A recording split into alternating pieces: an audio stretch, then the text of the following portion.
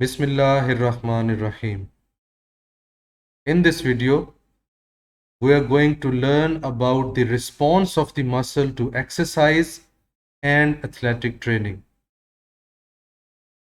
In order to fully understand this video, I recommend you to watch my video on the types of skeletal muscle fibers.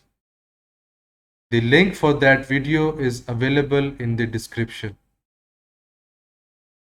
If you have watched that video, let's begin.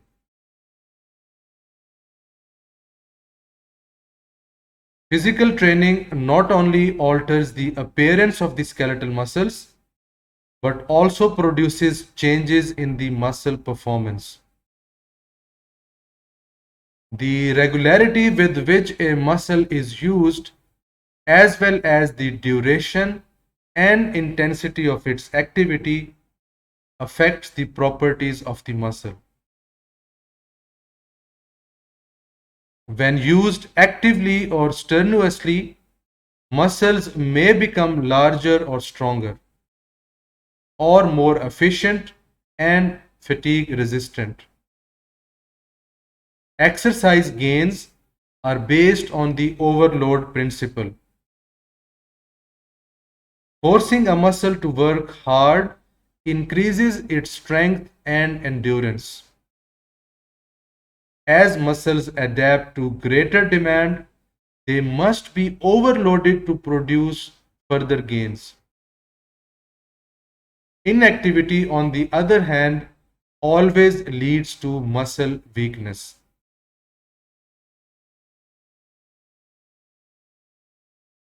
Muscle atrophy is a loss of muscle mass, and on the other hand, muscle hypertrophy is an increase of your muscle mass.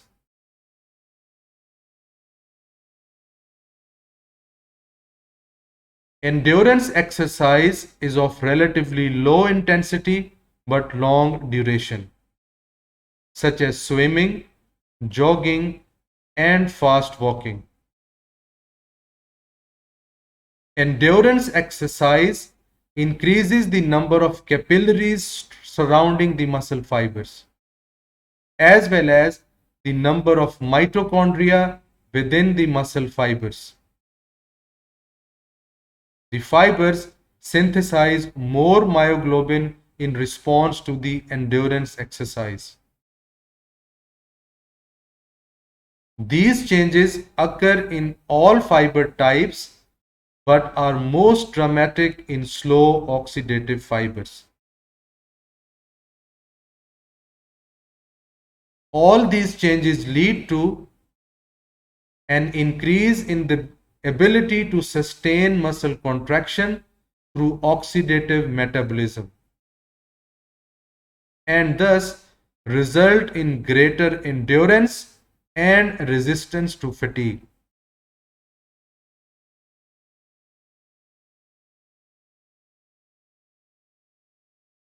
Resistance exercise is of high intensity but short duration, such as weightlifting.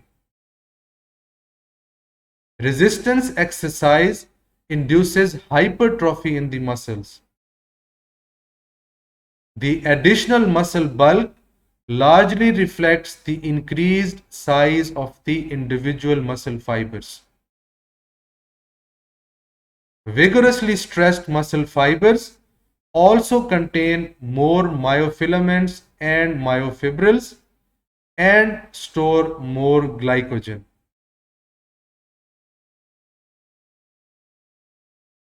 The changes in response to the resistance exercise occur in all muscle fibers, but they are most dramatic in the fast glycolytic fibers.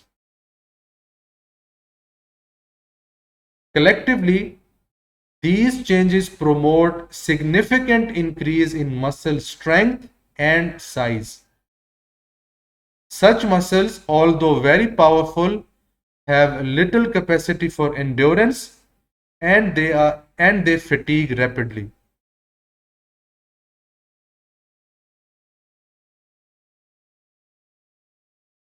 The proportion of slow oxidative muscle fibers in muscle determines the suitability of that muscle for endurance and may benefit those participating in endurance activities. Endurance athletes, like marathon runners, would also benefit from a large proportion of slow oxidative fibers. But it is unclear if the most successful marathoners are those with naturally high numbers of slow oxidative fibers, or whether the most successful marathon runners develop high numbers of slow oxidative fibers with repetitive training. Endurance training can result in overuse injuries such as stress fractures and joint and tendon inflammation.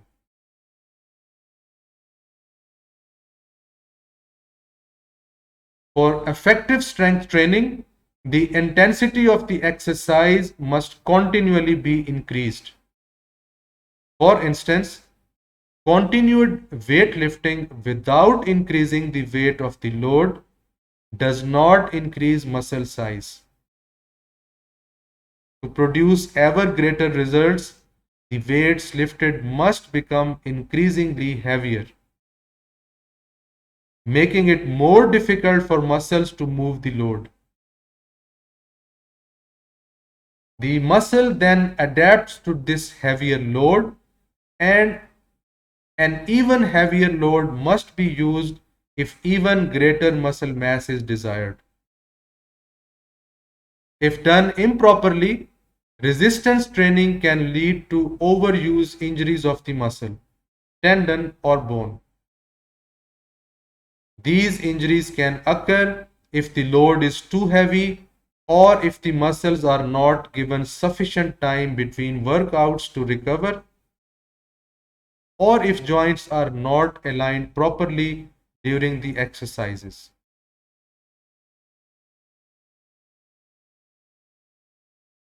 Exercise produces limited change in the proportions of slow oxidative and fast glycolytic fibers in a muscle.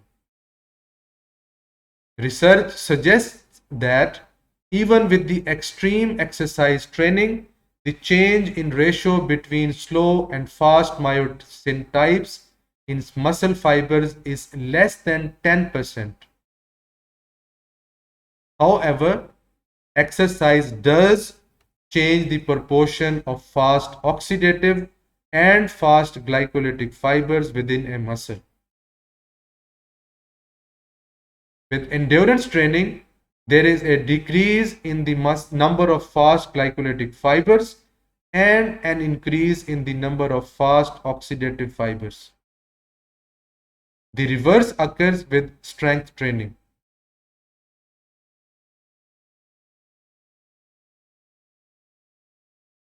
Extensive exercise by an individual whose muscles have not been used in performing that particular type of exercise leads to muscle soreness the next day. This soreness is thought to be the result of structural damage to the muscle. But muscles gain mass as this damage is repaired and additional structural proteins are added to replace the damaged ones. Overworking skeletal muscles can also lead to tendon damage and even skeletal damage if the load is too great for the muscles to bear. Soreness often results from eccentric type of contractions, indicating that the lengthening of a muscle fiber by an external force produces greater muscle damage than does either shortening or isometric contraction. This explains a phenomena well known to the athletic trainers. That is, the shortening contraction of leg muscles used to run up flights of stairs result in far less soreness than the eccentric contractions used for running down. Interestingly, it has been demonstrated that most of the strength gains during weightlifting is due to the eccentric proportion of the movement. It therefore seems that the mechanism underlying muscle soreness and muscle adaptation to exercise are related.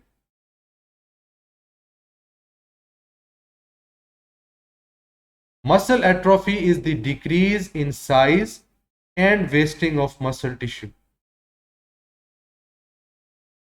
If the neurons to a skeletal muscle are destroyed or the neuromuscular junction becomes non-functional, the denervated muscle fibers will become progressively smaller in diameter, and the amount of contractile proteins they contain will decrease.